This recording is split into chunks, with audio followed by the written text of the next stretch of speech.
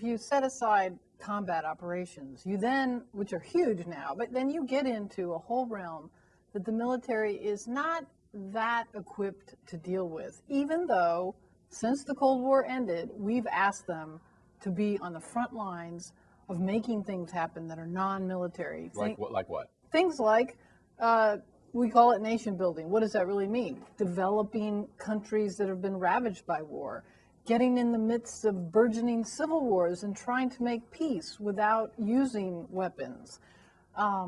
Simple things like starting up small economic development projects in places like Afghanistan or Kosovo, where you don't speak the language, you don't have enough translators, and really what you were trained to do is patrol and kill the enemy.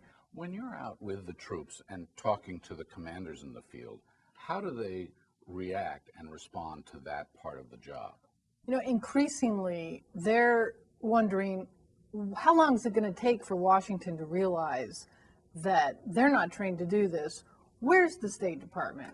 Where's AID? Where's the international community? Of course, those entities are all working hard, but they aren't resourced enough. The imbalance between resources that the State Department and the military has grown so much since the end of the Cold War. So are they telling you they feel unprepared for these roles? Willing to take them on, but unprepared. I remember sitting with a private once who was listening to his iPod, and we were in Kosovo, and he said, you know, they really need to send in the reformers. If they want to make peace here, they don't need me. They need the reformers. He thought that there was a group of people called the reformers.